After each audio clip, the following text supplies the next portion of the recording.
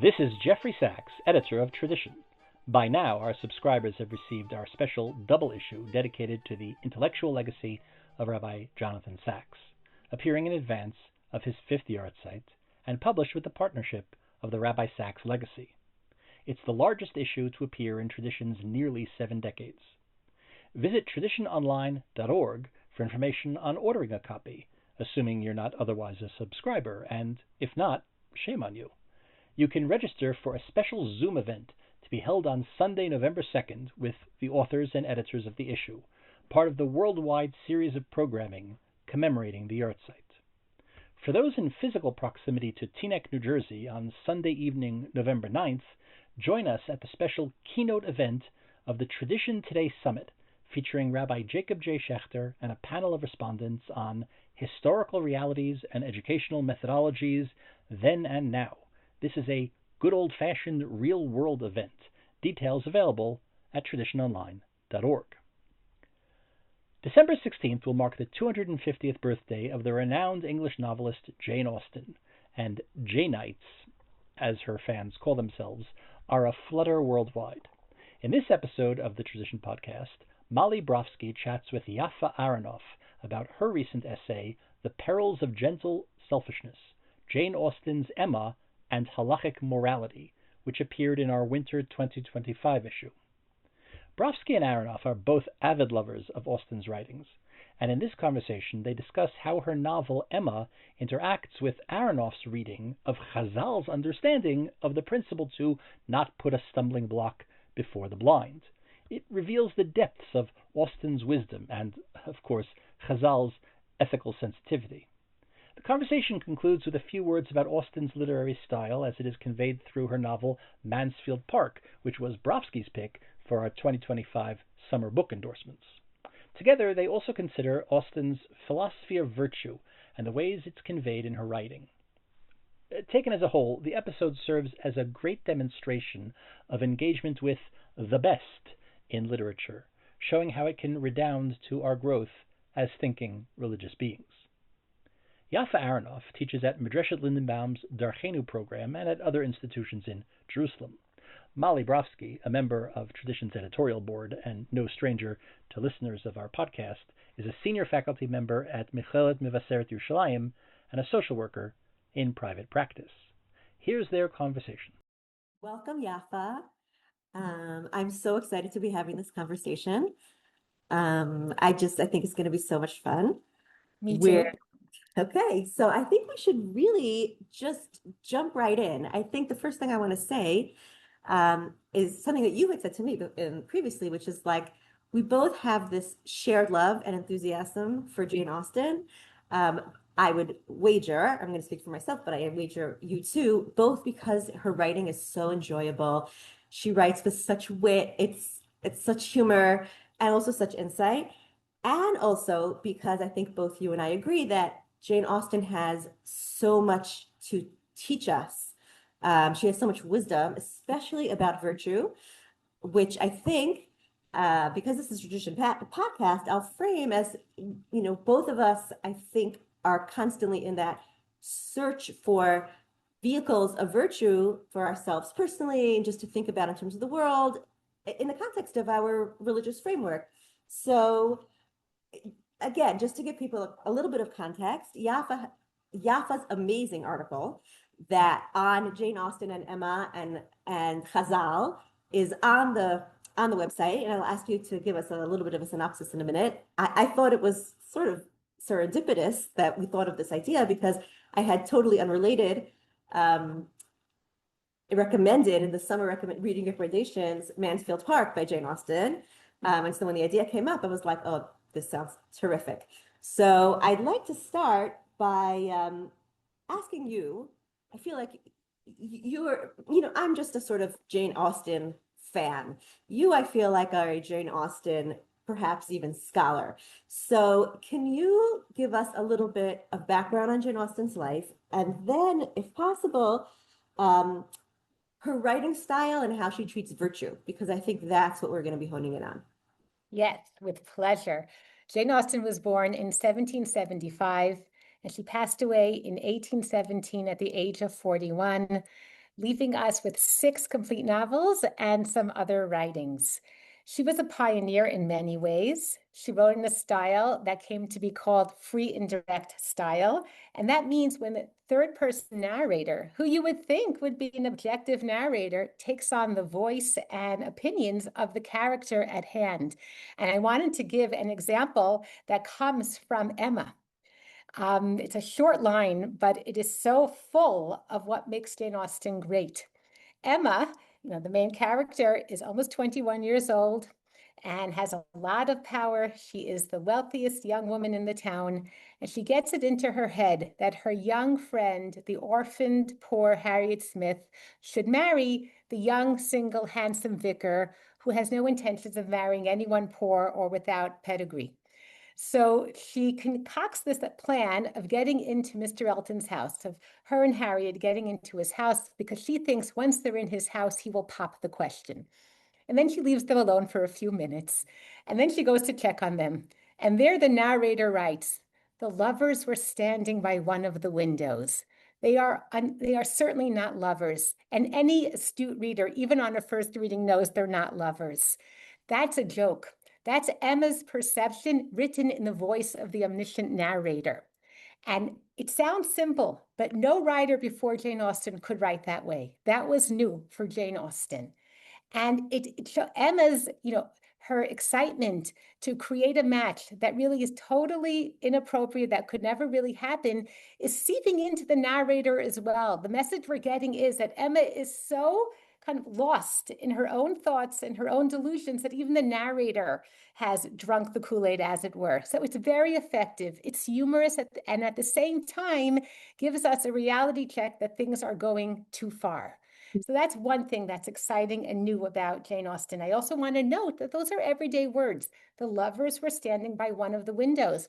Yeah, those words were written over 200 years ago, but we could write them today. And that's part of what makes Jane Austen enduring. There were writers at her time who were more successful. They haven't endured, but because she uses everyday language so effectively, she has stayed relevant. Another point is, and we're going to talk about virtue, the virtues that she focuses on are what the philosopher Gilbert Ryle calls weekday virtues. They're the everyday virtues that are involved in our everyday conversations with people. Are we being sincere? Are we being helpful? Are we being genuinely kind to the person we're talking to? And her everyday language, I think, mirrors that preoccupation. The second thing that I find new and constantly engaging in Jane Austen is her dialogue. And again, I want to give an example from Emma, and along the way, fill you in more a bit on the story of Emma for those who haven't read it.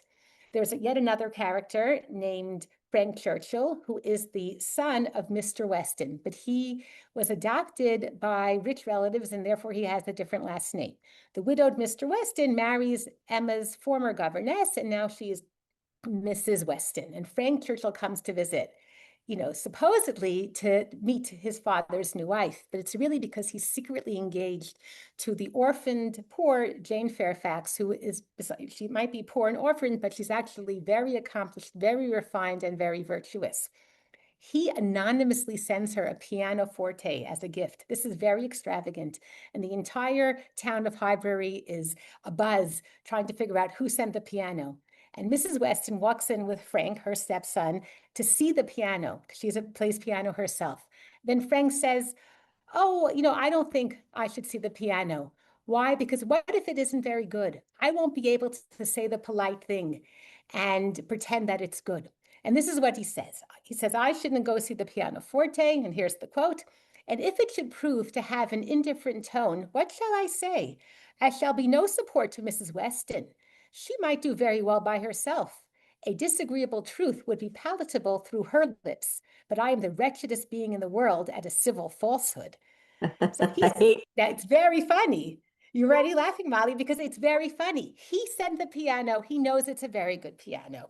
Not only that, he's worried about being wretched at having to utter a civil falsehood. His entire visit has been a falsehood from the beginning till this moment. Not just a falsehood, a civil falsehood, exactly as you're saying. Exactly. And here again, she's using everyday language, and she's juxtaposing the concept of a disagreeable truth with a civil falsehood.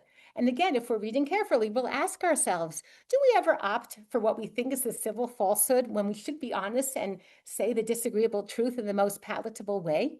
Okay, that's a great conversation to have. It's so rich. We could talk about that all night. And here she's just saying it so quickly, you could miss it. And Yes. such fresh, light dialogue. I joke, I say that Jane Austen's like chocolate mousse. You can, it slips down your throat. You can finish it very fast, but it's rich. And if it's done well, it has layers and layers of flavor. So here we have chocolate mousse. What's 100%. the difference between it? When is a disagreeable truth appropriate? When is a civil falsehood appropriate? And Just here's by the way, something that Jane Austen really asks, like, when are manners appropriate, even if, I mean, it's all over the place. You know, Emma could be feeling extremely impatient, but she has to smile and nod at whoever's visiting her. Civility is very important. So when is it, though, that, right, maybe we'll talk about this a little bit later, but when is it manners and civility are important, and where's the line where at some point you have to tell a disagreeable truth, and then how do you do that? It's so deep. It's so deep, but so it's so correct. quick and fresh and funny. Yes. And this is part of a very humorous and even flirtatious exchange with Emma. So that's an example of her dialogue being provocative, stimulating, funny, 100%. quick. So she's a fantastic writer, and that's why she has endured till this day. Now, what Jane Austen and virtue. Jane Austen tackles a lot of things, but we're here to discuss virtue. So as I've said, her preoccupation is on everyday virtue. What makes you a virtuous person on a daily basis? She doesn't deal with the big topics like bravery, self-sacrifice. She deals with how to be a better person every day. And I wanted to just look at a quick quote from one of the 3 prayers that we have from Jane Austen. She wrote prayers. She was actually a deeply religious person. This is something I think a lot of Jane Austen fans don't know. They don't know that she had written these 3 prayers. And I think the fact that you're bringing this to light is very valuable for people to get a window into who Jane Austen is, not just through her literature, but also through her prayers. Exactly. So here's a quote, a short quote. She prays to God, teach us to understand the sinfulness of our own hearts and bring to our knowledge every fault of temper and every evil habit in which we have indulged, to the discomfort of our fellow creatures and the danger of our own souls. May we now and on each return of night consider how the past day has been spent by us, what have been our prevailing thoughts, words, and actions during it, and how far we can acquit ourselves of evil. Incline us to ask our hearts these questions, O God, and save us from deceiving ourselves by pride or vanity. So for Jane Austen, the recipe to becoming a more virtuous person is through examining your behavior on a daily basis and working on a daily basis to become more and more virtuous. And the 2 temptations you need to overcome are pride and vanity.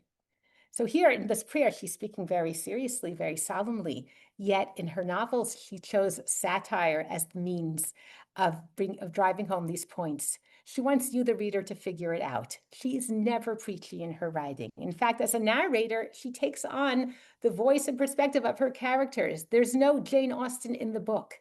She lets the characters do the speaking, and she wants us, the readers, to figure it out for ourselves.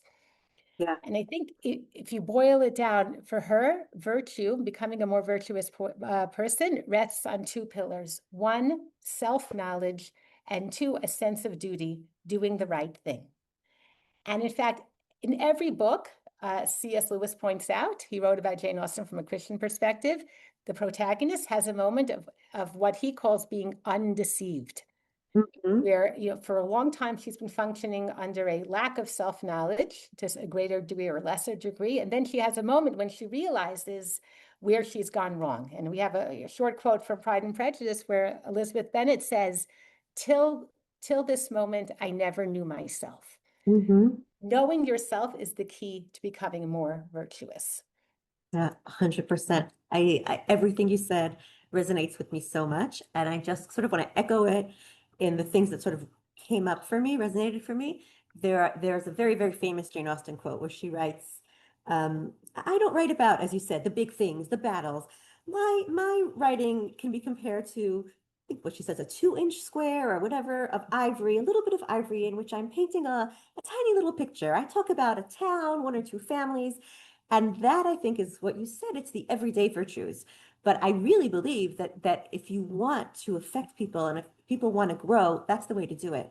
Not from the macro to the micro, but from the micro to the macro, right? It's that famous, Hasidic idea. You want to change the world? First, change yourself. Don't try to change the world. Yes. If you're lucky, maybe you'll perhaps have an influence on people around you. And if you're even luckier, maybe that will lead to influence on your community. And if you're even luckier, maybe that will lead to influence on your nation and the world. But it all starts with that self-knowledge. And the other thing that you said, I just want to like double down on it, is we don't read Jane Austen for her ethics, even though they sort of seep into us. We read Jane Austen for the fun, right? Yes. So even Emma, right? So Jane Austen wrote about Emma. She wrote, I'm creating a character that I don't think anybody but me is going to like very much. Emma is my favorite character in the Jane Austen universe. She's so endearing and lovely and adorable. And in my opinion, I think it's the funniest of her books. It's hysterical. Like there's nothing not funny. Like nothing that happens is not hilarious, except the parts I skip a little bit are when, doesn't matter if you don't know the plot, but when she convinces Harriet Smith not to marry Robert Martin, they're meant for each other. And it like hurts my heart every time she, in her, conniving ways, tries to separate them. But the point is, beyond that, the book is just a delight from beginning to end. So, and yet it's really, talk about a book that the message is know thyself. That's the heart of Emma. Yes. And it's also about, as you said, I really like how you highlighted what you think are the main virtues. You said vanity, what did you say? Vanity versus vanity and something. The vanity and pride are the two. Vanity and pride, right? And that made me think of Pride and Prejudice, right? Yes, Because, absolutely. right, because that's the pride is Darcy's pride, and the prejudice is Elizabeth's vanity, that she thinks that she can tap everybody and figure everybody out so quickly. And then you talked about duty. What else did you say? Duty and something else. You said Well, a sense of what's right. right, and so persuasion is about that, and so is Emma. So is Emma. She has to, the self-knowledge there, but also like, again, I'm just getting personal here. My favorite male character in the Jane Austen pantheon is Mr. Knightley, who I think is very properly named because he is the knight in shining armor, and he stands for, he has never, not once, and in my recollection, not done the right thing.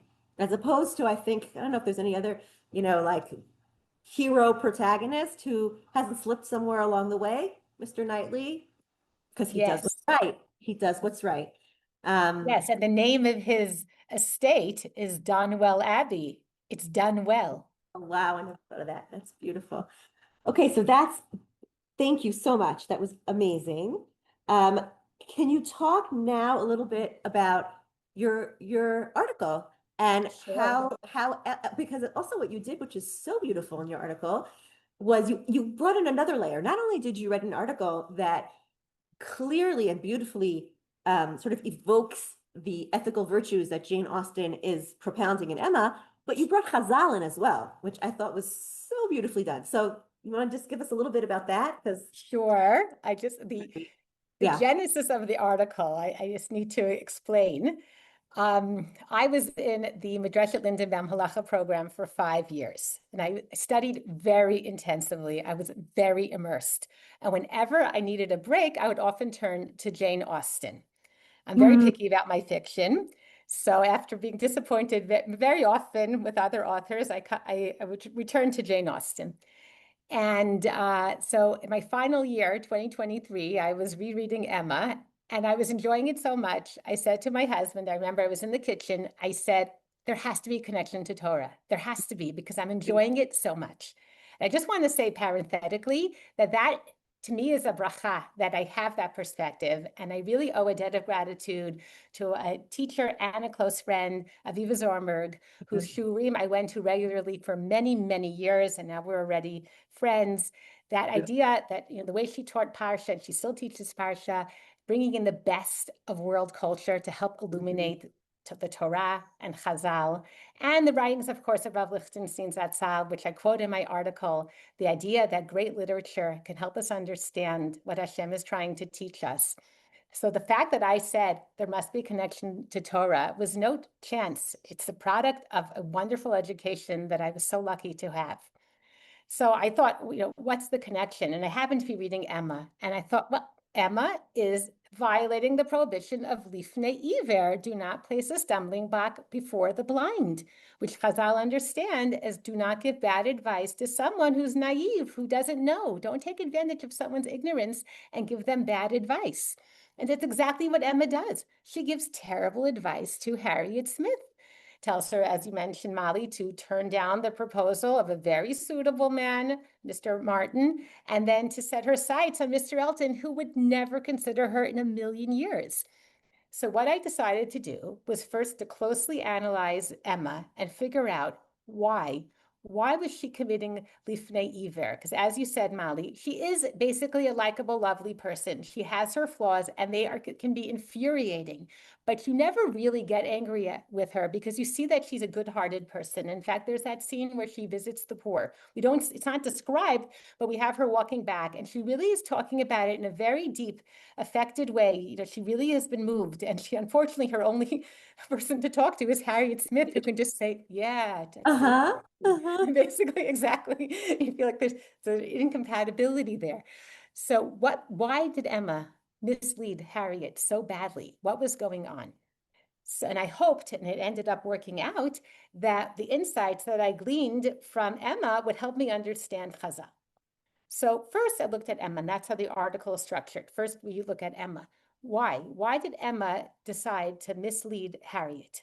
So if you, I want to go to my quotes. Emma is very privileged. The first lines of the book, I have my copy here. The first line you see, she seems to have everything.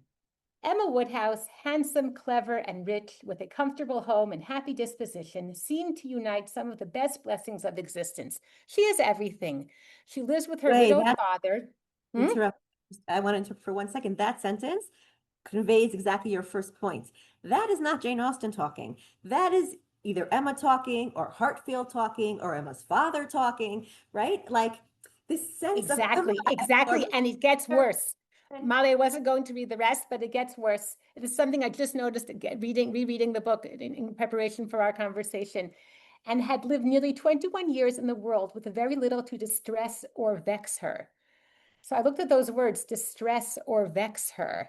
Distress and vexation are symptoms of a problem. You don't want to be shielded from distress or vexation because then you're not going to realize what needs to change in your life. This is it from the perspective of her father and her governess, who tried to shield her from experiencing any disappointment. Oh no, Emma mustn't feel any disappointment, and they're actually stifling her growth. So this opening paragraph, once you've read the book once, you realize that you see from the first sentence that she, although has a lot of power, she rules the roost. She's the most consequential woman in the town of Highbury at the age of 20. On the other hand, she lives a very sheltered life.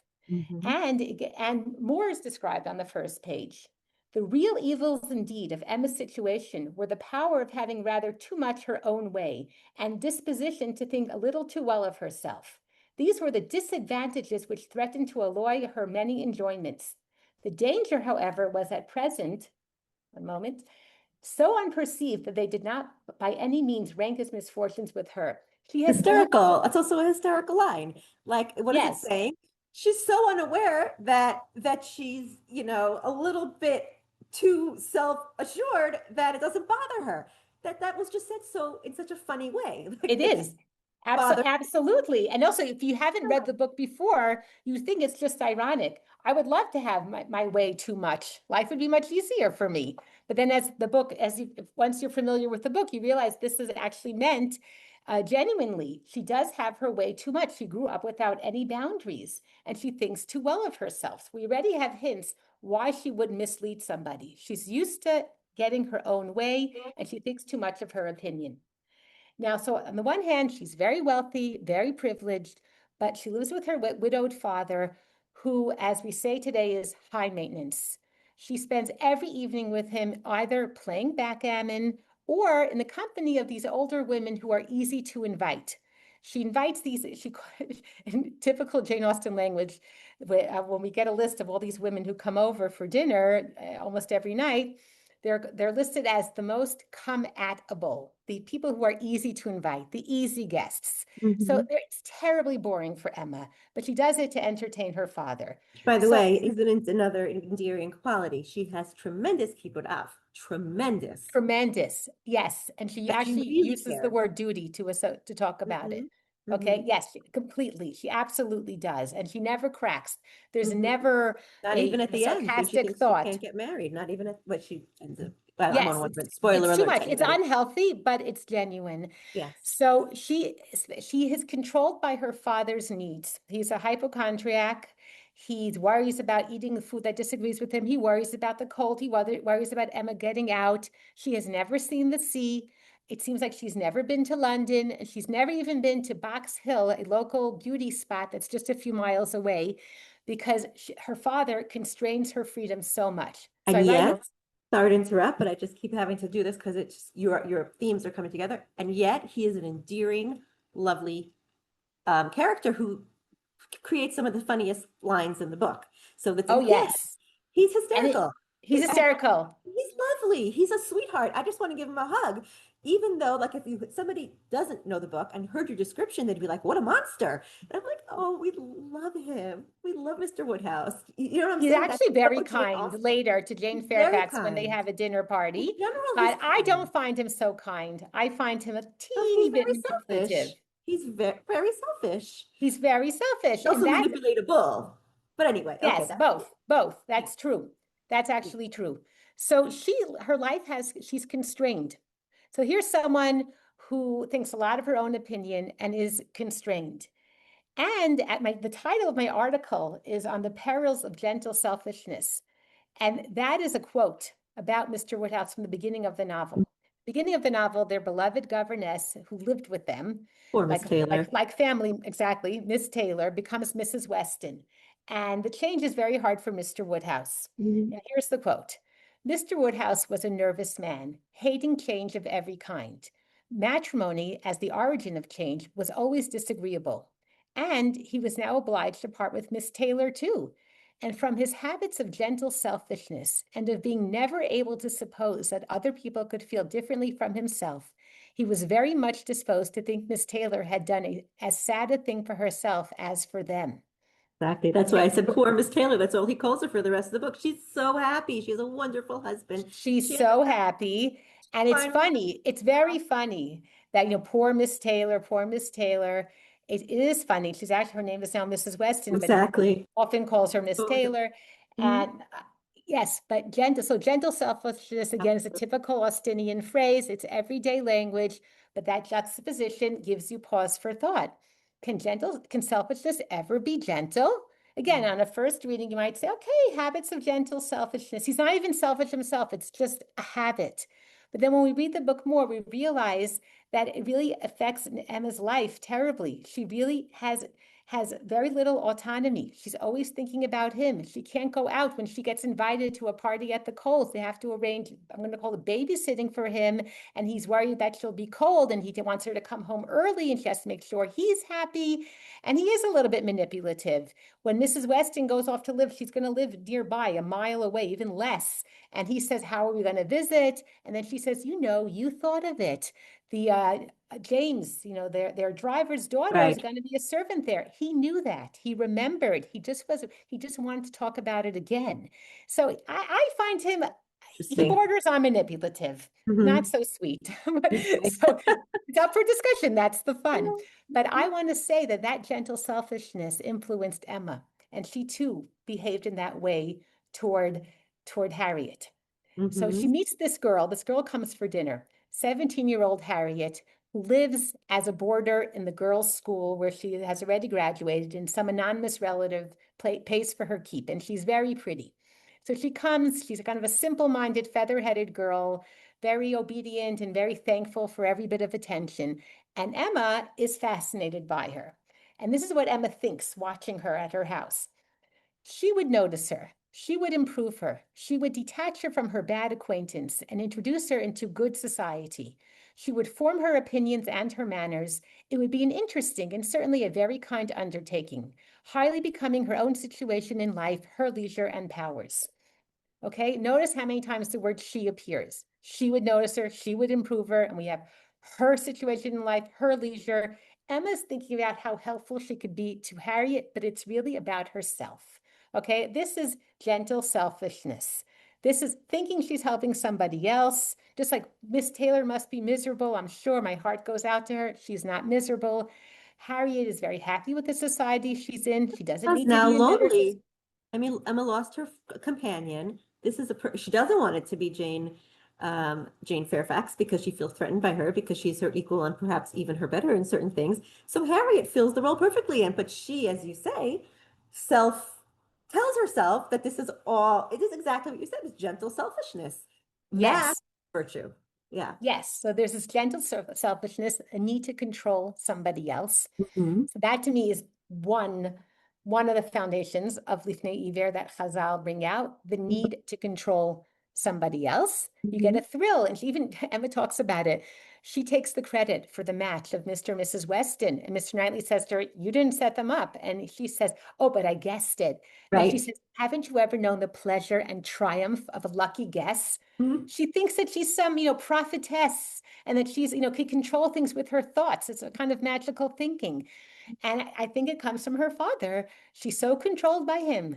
And she can guess his thoughts. He's so predictable. And she can't even dare to make a plan without consulting him. So interesting. I never made that connection. I just always thought of her as just sort of not having had anybody to train her differently because she has her father, who's her father, Miss Taylor, who's too doting.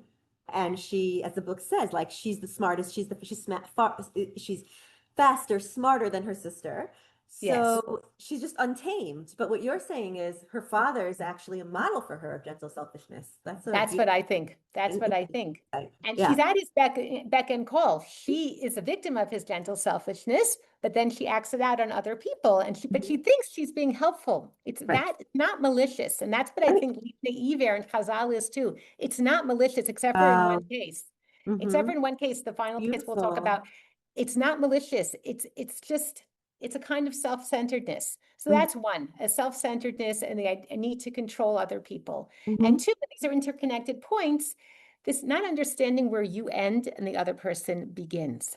Okay, that's also a kind of selfishness. So when she meets Harriet, she tries to figure out, the mystery of her parentage. And she interrogates Harriet, tell me, what do you know? And Harriet knows nothing. And she's surprisingly uncurious. She doesn't care who her parents may be. And Emma's surprised. I would be surprised too. And so Emma first says, that we have the narrator saying this, but these are Emma's thoughts, that if she were in Harriet's position, she would know who her parents were. She's putting herself in Harriet's position. She's imagining herself as Harriet. Harriet, they're the same. They're not the same people. And maybe that information isn't even available. She's just presuming things that she has no right to presume. And then she says to Harriet, there is no doubt that you are a gentleman's daughter. How does she know that? In the end, that's not true. But that's because Emma is a gentleman's daughter, so she assumes that Harriet is a gentleman's daughter. She can't be friends with her if she's not a gentleman's daughter. She says, if you were lower, I couldn't pay any attention to you. So you must be a gentleman's daughter, which is again. Exactly. So you must be what I want. What she's doing. Yeah. Yeah, you must be what I want, and you are the same as me. So she sees her friend as an extension of herself. And that, I think, is also an element of Lifnei Iver. So those were the 2 points I got out of Emma. Now, what is the cure in Emma for this kind of behavior? It's self-knowledge. At the end, through various wake-up calls, and we don't have time to go through it, it's in the article, through various wake-up calls, Emma realizes that she not only has been misleading Harriet, but she herself has been blind. She's been blind because of what we've pointed out, because of this gentle selfishness and not seeing other people as separate people. And this is what she says for herself. With insufferable vanity had she believed herself in the secret of everybody's feelings. With unpardonable arrogance proposed to arrange everybody's destiny. She was proved to be universally mistaken. So she recognizes vanity, which is the self-centeredness, superimposing yourself on other people, and then proposing to arrange everybody's destiny, needing to control other people. She now recognizes that she was mistaken. And then she says, how to understand it all, how to understand the deceptions she had been thus practicing on herself and living under, the blunders, the blindness of her own head and heart. To understand, thoroughly understand her own heart was her first endeavor. So self-understanding is the cure for these ills, for these wrongs committed against herself and others. Okay, so with that knowledge, that analysis, I went over to Lifnei Iver. So it's a pasuk in Sefer Vayikra. It's a part of a pasuk. V'lifnei Iver lo titein michshol v'yareta me Hashem Elokecha. Oh, v'yareta me. I'm going to make sure I quote it right. V'lifnei Iver lo titein michshol v'yareta me Elokecha ani Hashem. Okay, Rashi says, he brings the Sifra, Rashi says, what does it mean before a blind man do not place a stumbling block? Before someone who is blind regarding a certain matter. It is metaphorical. Someone who is ignorant, naive about a certain matter, don't give them advice that isn't suitable for them. That's what Rashi says, and he's quoting the Sifra. So I want to start with the Sifra. It's a Tanaic source, Midrash Halacha. The Sifra brings 3 cases to explain what Lifnei Iver means. That's typical of Hazal. They bring you cases to point to the principle, but it's our job to extract the principle. So the first case they bring is, if someone asks you, is this woman permissible to a Kohen? Don't say she is when she isn't. Second one, if someone comes for advice to you, don't give them the wrong advice. Don't say, set out on a journey in the morning, only for them to be attacked by bandits. Don't say, set out for your journey in the middle of the day, only for them to suffer heat stroke. And then the third case is, don't tell someone, sell your land and get a donkey, and you plan to go around them and get that land.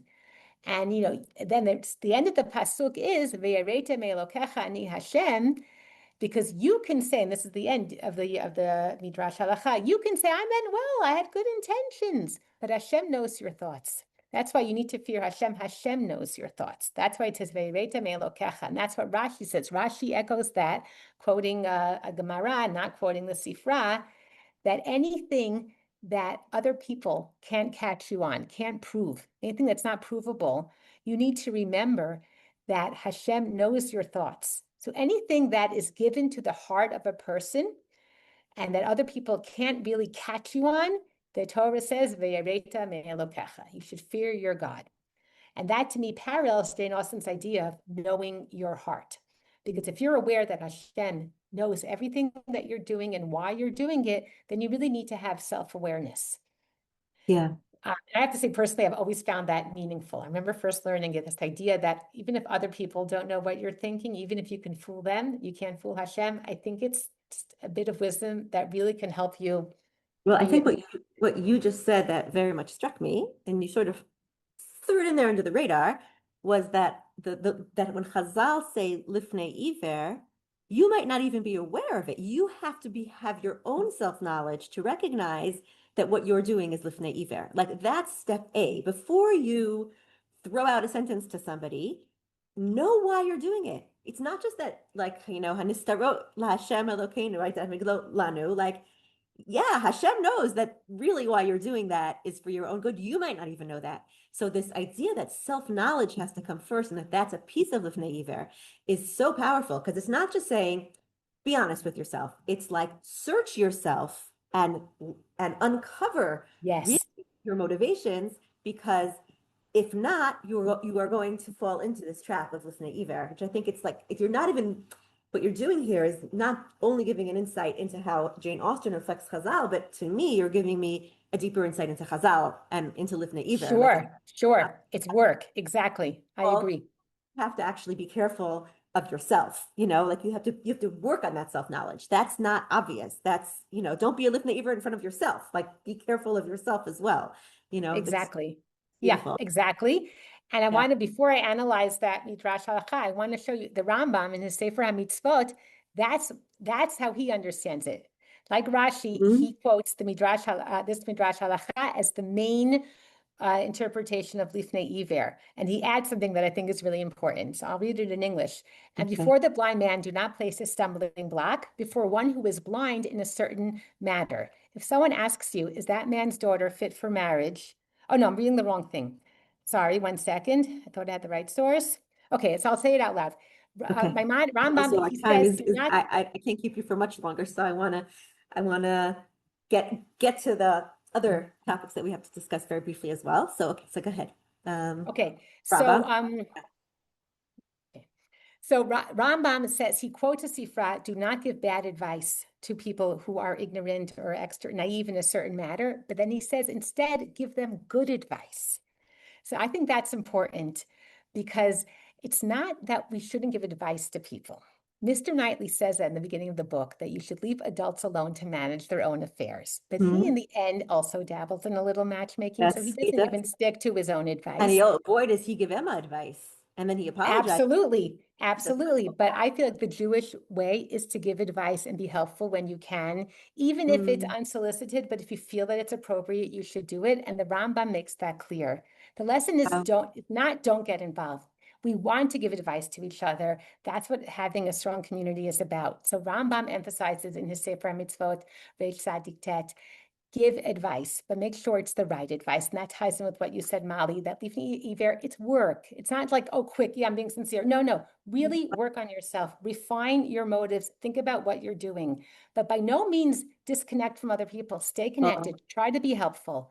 So that the Sifra, and so I think I'll be fast because we're running out of time. The Sifra is talking about, I said, why would you ever say that a woman is permissible to Kohen when she isn't? And I think it's because you think, oh, she probably is. You don't slow down and try to give a thought out answer. And we do that. When people ask us advice, we want to be able to say yes. We want to look wise. And sometimes we say things without thinking. And don't do that. Of course, they're going to find out. They can ask her. It'll come up in the ketubah. This isn't about fooling anyone. It's just about not thinking carefully. It's carelessness, not malice. And in the second case, why would you tell someone to travel when it's dangerous? It's because there's no good time to travel. And that's also very tempting when we have an unpleasant, inconvenient truth. We block it out. It's a version of confirmation bias. I don't want to think about what's inconvenient. I want to help these people, and I want to be the person who finds the solution. And you accidentally, without realizing it, because you haven't done the inner work, give dangerous advice. Of course, that's terrible. Why would you do that? This person could get killed. But because we want to say yes, we want to give the advice. And you have to learn that advice is only helpful if you've really thought about it, if you have the right intentions. And you shouldn't just race to do it like Emma, so impulsive, running ahead of herself, that even the narrator gets caught in it. The lovers were standing by the window. This is people getting swept up in the thrill of being in charge and being helpful. And in the final case, you want to buy someone's land for a lower price, for a price that, for less than it's really worth. You're some kind of, criminal, dishonest person, but that's not enough for you. If that were enough for you, you would just offer a below value price. But no, you tell him, buy a donkey. You want to plant in his head the idea that a donkey is what he needs and not land, to soften him up so that you could get it at a lower price. You want to manipulate other people. This is already nasty. This is for financial gain. It's a little bit different. This is the Lifnei Iver that has malice involved, but it's the same idea, wanting to control other people. So for me, the Sifra to me embodies the aspect of Lifnei Iver we saw in Emma of wanting to control other people, the pleasure and triumph of a lucky guess, seeing people do what you want. And some of it is malicious, some of it isn't. And again, we all need to work on that. We all are too quick to give our opinion, give our advice when we really haven't thought about it enough. As Rambam points out, it's helpful. It's a mitzvah to give advice. It's what keeps us alive as a community, but you have to think about it. It's work. And then the Gemara, if we'll do it fast, the cases are totally different. I'll talk about one case in the interest of time. In Psachim, it says, don't give a Nazarite a glass of wine. A Nazarite is not allowed to touch anything that comes from grapes. Okay, so don't give a Nazarite a glass of wine. And the same breath, the Gemara says, don't give a ben Noach, a descendant of Noah, ever menachai, a limb from a living animal. That's forbidden to Jews too, but it's also forbidden to descendants of Noah. That's lifnei iver. It's putting temptation in their way. So, and you have to take my word for it. There are lots of cases in the Talmud Bavli. All the cases involve somebody who is other than you. When I saw the Noah example of the descendant of Noah, I thought, wait a minute, Jews can't eat that either. Why isn't the case? Don't give your friend a piece of a limb from a living animal. Why is it a descendant of Noah? Because that person is other. That person isn't in our community. That person's not Jewish. You don't see the needs of that person. You don't take that person's prohibition seriously. Oh, they're not Jewish. They're not like me. Here, I have this limb. I'll just give it to them. Nazirite, same thing. I'm not a Nazirite. I can drink wine. This person has taken upon himself or herself these extra vows. It's not my problem. This wine's perfectly good. Maybe I even forget that person's a Nazirite, and I just give it to him or her. Or maybe even with the Ben Noach, I forget that they too can't eat this. I don't see the other as a full person with dreams, with goals, with restrictions, with rules, with values, and that leads me to mislead them. And that's what we saw in Emma. She did not see Harriet as a fully developed person. She just was an extension of herself, just was a plaything. And then, of course, what is the solution? We have it in the Pasuk. Okay, Ani ve'yireta me'elokecha ani Hashem. Okay, fear God. Remember that God knows your heart. That means you need to know your heart. And if you do that, then you will avoid lifnei iver. So to me, this is very beautiful. I took the insights I gleaned from Emma and applied them to Hazal, and I realized that in every case that Hazal lists, there's a story there. You need to ask, what's going on in the story? Why would anyone do this? Why? And then you understand, what's at play? A need to control, that's in the Midrash Halacha, or not seeing the other person as different with different needs, different restrictions, different goals, etc. And I find that very, very beautiful and inspiring. It is so beautiful and inspiring. And I love the way you described it was beautiful and inspiring, because it's know yourself, like there's that self-work, and then there's have empathy towards others. So it's self and other, and they're both there. And that careful reading of Hazal and seeing it there is so powerful, because most people, if you ask them what's lifnei iver, they'll really tell you, don't put a temptation in front of somebody, right? But to go into this nuance that it's so much of a deeper mitzvah obligation, however you want to phrase it, that it's really about like everyday virtue. Be a really sensitive person, sensitive to yourself and sensitive to other people. It deepens it and enriches it so much, and it's really there in the Hazal. So what you've done is really two ways. Like you're enriching our understanding of Emma, and you're enriching our understanding of Hazal, which is really beautiful. So I want to thank you for that. I agree with you. It's very powerful. Okay, I think we're gonna just end. I'll say just a few words, just to kind of, talk about sort of the irony that you had written about Emma and I had written about Mansfield Park. So I'm just gonna say a word or two about Mansfield Park, but it's not, we don't have to go into it, with so much depth. So the reason I find Mansfield Park fascinating is because it's the least, I would say, engaging of Jane Austen's works. It's the least likable character. Fanny Price is shy. She has no personality, basically. She's timid. She's really not a heroine that we can identify with at all. So to understand what's happening in that book, you're not drawn in naturally as you are into the other ones. So what I found interesting about it is something else that you had mentioned in your article, which is that the way that Jane Austen teaches us is by really through character analysis. And again, one of the reasons she makes it arealistic and relatable, but also fun, is because nobody's 100% good and 100% evil. I mean, there are the villains, you've got your Wickham, you've got your Willoughby, you've got the bad guys, but even them, they're weak. Jane Austen goes out of her way at the end with both of those. Those are both male characters who sort of seduce female characters into thinking that they're wonderful matches, and then they betray them. At the end, you find out that it doesn't come from evil. It comes from weakness. And so Jane Austen keeps her characters balanced in that way, and that also enables her to inject the humor. And I think that's where most of her teachings, I would even say, come from. But what I think is masterful about Mansfield Park is that she does more than that. She actually, besides just using the characters, which we can also learn from, she uses symbolism. She goes beyond just the conversation. Emma represents something. Emma represents, I would say, the values of adherence to ethics and morality, not to be swayed by modern fads. That's what Emma stands for. And the Crawfords, the brother and sister. Fanny. What? Fanny stands for. Fanny. Oh, sorry, I said Emma. Fanny. Fanny stands for. And the Crawfords, Henry and Mary, stand for fashion and new vogue, which is actually all extremely selfish. And it doesn't, we won't go into all of Mansfield Park, but and I needed that key to unlock what was happening in the story, because if you just stay with the characters, you're completely confused. But once you understand the symbolism that's going on, you realize, wow, Jane Austen isn't here working on two levels. There are the characters, and then there's the meta messages of the characters. So I just kind of wanted to throw that out there, because I think it also shows us the greatness of Jane Austen. For sure. Yeah. I think Fanny is a bit, people say, she's a little boring because she's a goody-goody, but I think that the richness of these so-called villains more than makes up for it. Mary Crawford's a great character. So is Henry Crawford, and the evil Mrs. Norris is great comic value. Right. So she might be a bit of a goody-goody, but there are plenty of other characters to balance her out. Correct. That's a good point. And it's only frustrating if you want to identify with the heroine, but if you're willing to sort of step back and just enjoy the book, that's a really good point. I agree with you. Yes. That's really true. Yeah, that's really true. Okay, I'm thinking if there's anything else that we want to add, that we want to mention, anything else on your mind that you would want to share?